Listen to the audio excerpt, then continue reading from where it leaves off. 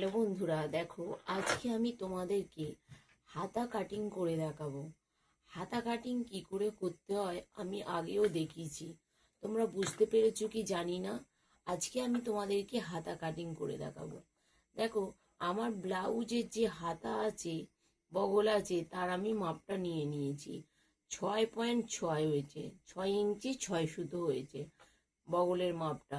বগলের মাপটা মানে, তার মানে এখানে যে বগলটা থাকে শেপটা দেবো সেখানে।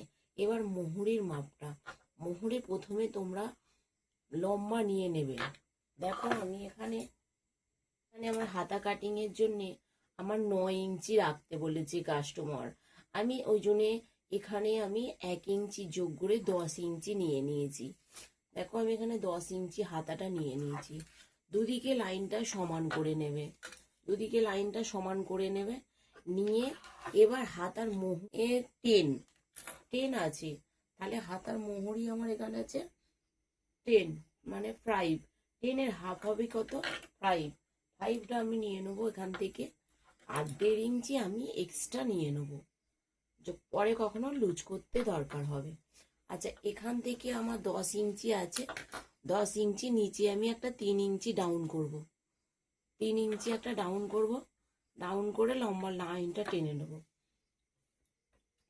পারফেক্ট ভাবে কিভাবে হাতা কাটিং করতে হয় আমার এই ভিডিওটা তোমরা দেখো বন্ধুরা, দেখলে তোমরা শিখে যাবে পারফেক্ট ভাবে হাতা। দেখো আমি লম্বা লাইনটা টেনে নিই। এবার আমাকে কি করতে হবে, এখান থেকে ধরে আমাকে 2.5 ইঞ্চিতে একটা দাগ দিতে হবে।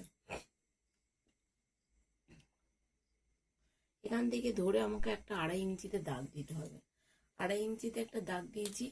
আচ্ছা, এখান থেকে আমার কত আছে? 6.6। তাহলে আমি এখান থেকে 6.6 নেবো। এখানটা 6 আছে, 6.5 এইটা হচ্ছে একটা দাঁড়ি। আর একটা ছোট্ট যে দাঁড়িয়েটা আছে, দেখো এই যে একটু বড় দাঁড়িয়ে আছে আর একটা ছোট দাঁড়িয়ে আছে, ছোট দাঁড়িটার কাছে নেবো। তাহলে 6 নেবো, 6.6।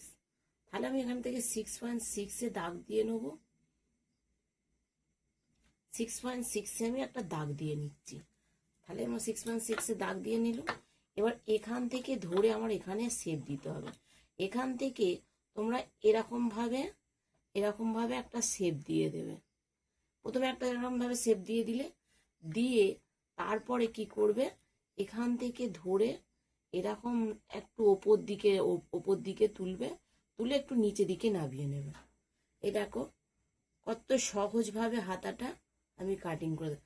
এখান থেকে প্রথমে এখানে নিয়ে যাবে, নিয়ে এখান থেকে ওপর দিকে তুলবে, ওপর দিকে তুলে নিচে দিকে সামান্য 1 ইঞ্চি, এখান থেকে দেখো একটু 1 ইঞ্চির মতন একটু ডাউন করে দেবে।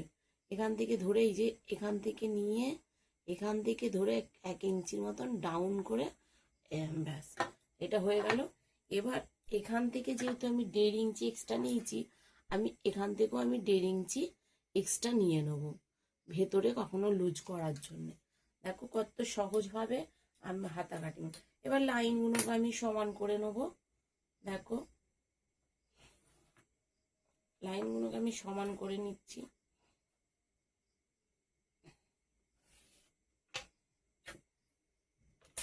লাইনগুলোকে আমি সমান করে নিচ্ছি। এবার আমি হাতাটা কেটে নেব। আচ্ছা, আমার এখানে হাতার মোহরি তাহলে কত হলো আমার, তাহলে আমি এবার কেটে নিচ্ছি।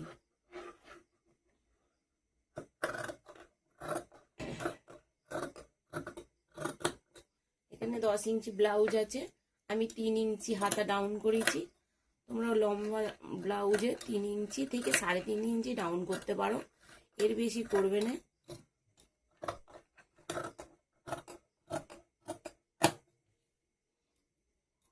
দেখো আমি হাতাটা কাটিং করে নিয়েছি।